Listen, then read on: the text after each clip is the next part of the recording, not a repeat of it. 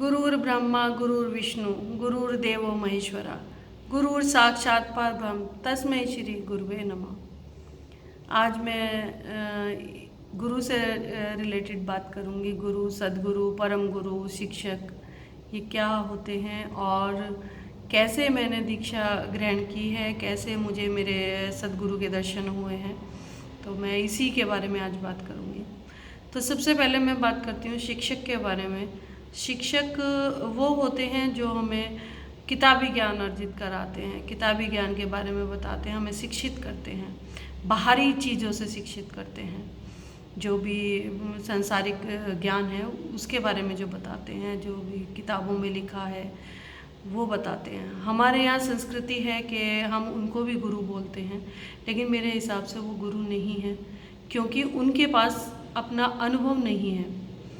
वो एक्सपेरिमेंट के बेस पे बात करते हैं, एक्सपीरियंस के बेस पे नहीं। तो वो शिक्षक ही हैं, वो गुरु नहीं है। गुरु गु प्लस रू, यानी जो गु मीन्स अंधेरा और रू मीन्स रोशनी, जो अंधेरे से रोशनी की तरफ ले जाए वो गुरु होता है। और गुरु हमेशा अपने अनुभव के बेस पे, अनुभव के आधार पे बात करते हैं। वो कभी एक्सपेरिमेंट के बेस पे बात नहीं करते। वो आपको अपना अनुभव बताएंगे कि मैं इस रास्ते पे चला हूँ तो मुझे यहाँ कसेला मिला है, नमकीन मिला है, मीठा मिला है, खारा मिला है, जो भी मिला है वो अपना अनुभव बताएंगे। जब आप चलते हैं तो आप अपने हिसाब से अनुभव करते हैं। तो जब आप किसी और को अपना अनुभव के हिसाब से बताएंगे तो आप भी गुरु कहलाएंगे। तो जो गुरु बात करे, अनुभव के बेस पे बात करे और अंधकार से प्रकाश की ओर ले जाए, वो गुरु हैं। तीसरे हमारे सदगुरु आते हैं। सदगुरु यानी कि सद प्लस गुरु, यानी कि सच का जो रास्ता दिखाए, सत्य की जो राह दिखाए, जो सत्य प्रकाश को देखने में आपका सहयोगी हो या आपको मदद करे, कि आपको सच्चाई से रूबरू कराए, सही मायने में सच्चाई से रूबरू कराए, वो सदगुरु होते हैं। और चौथे होते हैं परम गुरु। परम गुरु यानी सर्वोपरि, गुरुओं में सर्वोपरि, जो जिन्हें किसी भी साधक से बात करने के लिए किसी भी शरीर की ज़रूरत नहीं होती। वो अपने सूक्ष्म शरीर के द्वारा ही किसी भी साधक से बात कर सकते हैं, उनका मार्गदर्शन कर सकते हैं। वो हमेशा योग्य साधक की तलाश में रहते हैं। उन्हें इस चीज़ से कोई लेना देना नहीं है कि कभी आपने उनको दीक्षित किया था या नहीं किया था। उनके लिए सभी साधक एक समान होते हैं, बशर्ते उनमें योग्यता, कुछ योग्यता हो, पात्रता हो, तो वो उनका मार्गदर्शन अवश्य करते हैं। वो परम गुरु होते हैं। और एक चीज़ और मैं जानी हूँ परम गुरु के बारे में, कि जब हम योग साधना के रास्ते पर चलते हैं और एक टाइम ऐसा आता है कि जहाँ हम नहीं होते, कोई दूसरा ही बचता है, तो वो दूसरा जो मैं समझी हूँ वो ही परम गुरु है, वो ही परमात्मा है। तो परम गुरु और परमात्मा दोनों मेरे हिसाब से एक ही हैं। तो खैर मैं इसमें ज़्यादा नहीं जाना चाहूँगी, क्योंकि अभी मेरा इतना अनुभव नहीं है, लेकिन जितना मैंने अनुभव किया है, जितना मैं समझ पाई हूँ, उतना मैंने आपके साथ शेयर किया है। मेरी कैसे दीक्षा हुई है, मैं इसके बारे में बात करूँगी। पहले तो मुझे पता ही नहीं था कि दीक्षा होती क्या है। मेरे हिसाब से शिक्षा और दीक्षा दो चीज़ ऐसी थी कि शिक्षा एजुकेशन और दीक्षा डिग्री। मैं दीक्षा को हमेशा डिग्री ही समझती थी कि कोई गुरु आएगा, पहले ज्ञान कराएगा, उसके बाद हमें डिग्री देगा किसी भी चीज़ की। तो मैं उसी को दीक्षा समझती थी। तो मैंने एक दिन अपने गुरुवर से पूछा कि ये दीक्षा क्या होती है, तो तब उन्होंने मुझे समझाया कि दीक्षा एक ऐसी चीज़ है जो आपको मिल जाती है लेकिन दिखाई नहीं देती किसी को। आपके पास होते हुए भी उसे कोई ले नहीं सकता, छीन नहीं सकता, वो दीक्षा होती है। तो मैं कैसे दीक्षित हुई इसके बारे में भी बड़ा हालांकि मैं थोड़ा सा पहले भी शुरुआत में पहली क्लिप्स में इस बात का जिक्र कर चुकी हूँ, लेकिन मैं फिर भी दोहराती हूँ आज कि वो मेरी दीक्षा ही थी।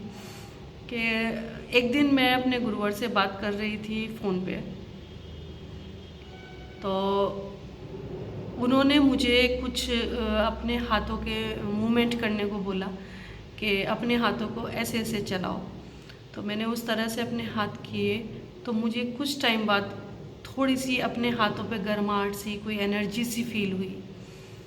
तो वो अब समझ आई कि वो क्या थी। जिस एनर्जी फील्ड के बारे में मैं बात करती हूँ वो मेरे गुरु की ही दीक्षा का असर है, गुरु की ही एनर्जी है, जो उन्होंने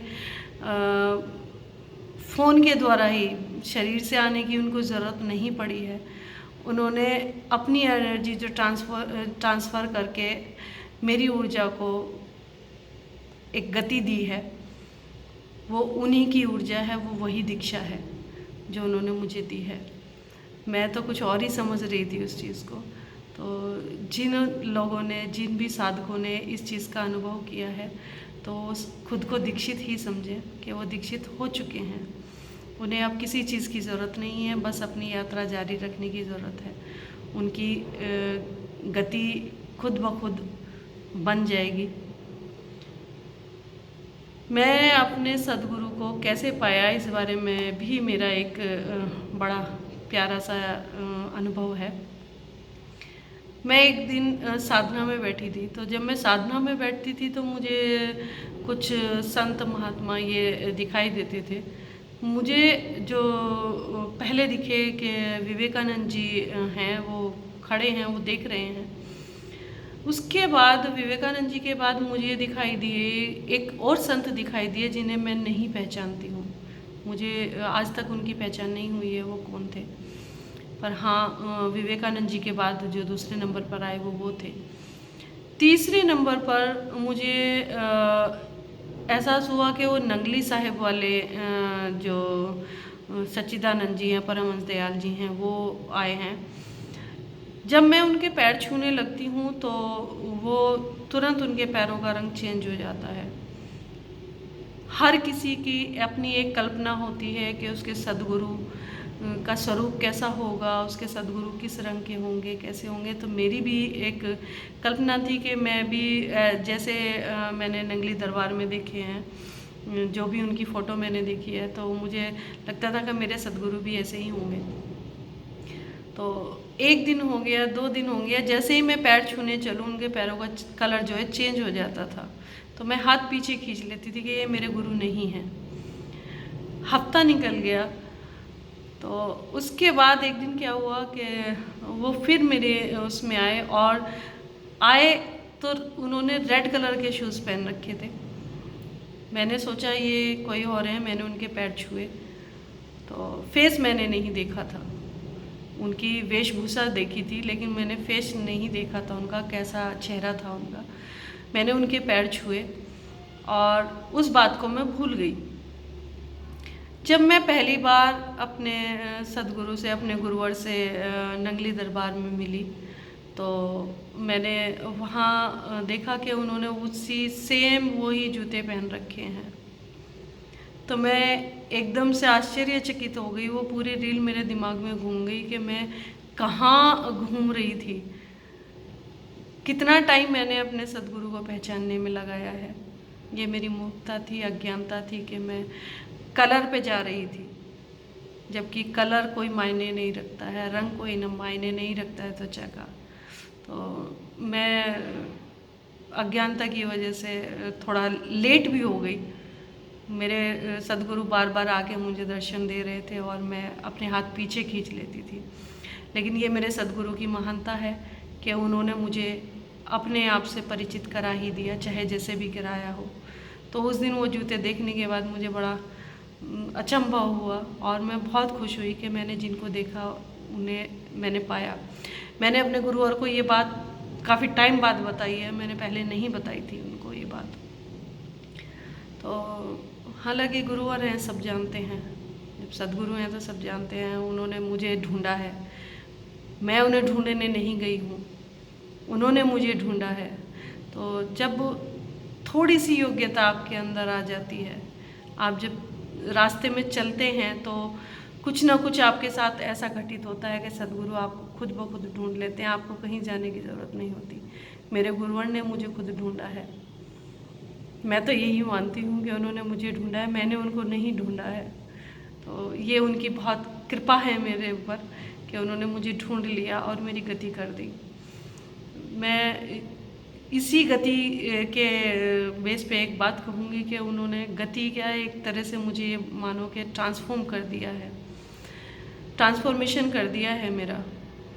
मैं ट्रांसफॉर्मेशन के बारे में थोड़ा सा बता दूँ, हालांकि वीडियो लंबी हो जाएगी, कि जब आप ईड़ा और पिंगला से आगे आके एक सुषुम्ना पे आ जाते हैं, सुषुम्ना एक हाईवे की तरह काम करती है।